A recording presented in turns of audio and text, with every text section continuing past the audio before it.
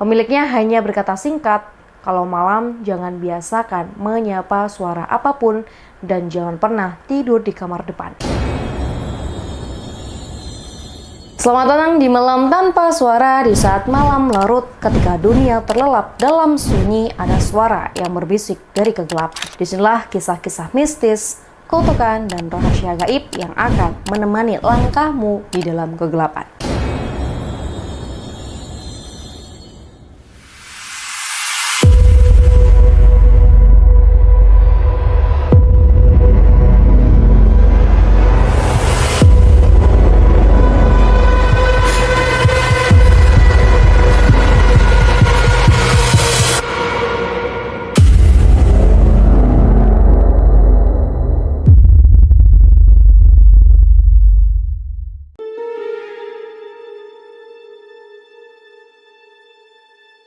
Malam ini saya akan membawakan sebuah cerita rumah yang tak pernah kosong.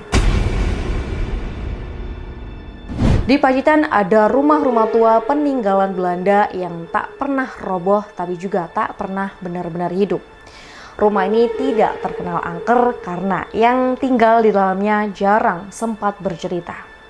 Ini kisah tentang satu rumah kolonial yang selalu menerima penghuni baru tapi tidak pernah mengizinkan semuanya pergi.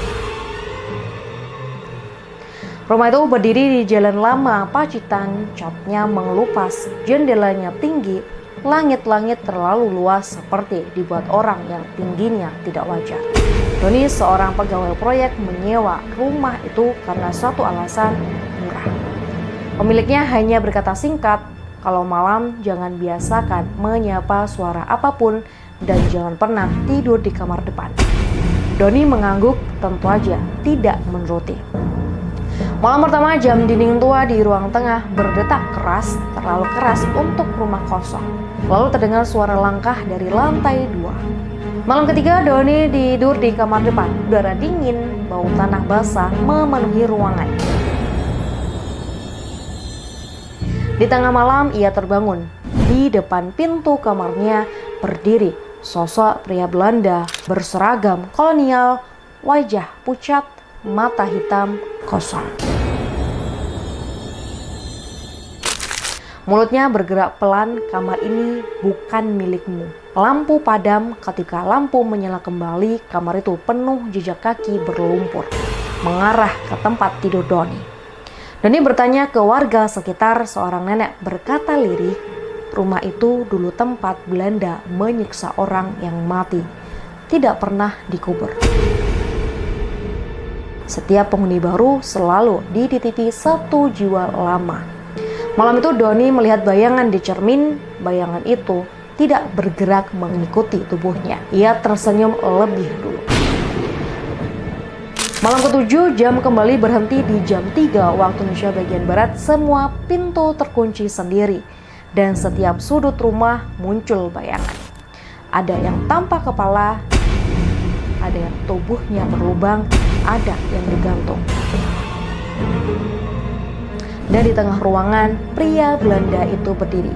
Satu rumah selalu ada isinya. Doni menjerit, pagi harinya, rumah itu terlihat rapi, ada sepatu di depan pintu, lampu menyala, dan dari jendela terlihat Doni berdiri.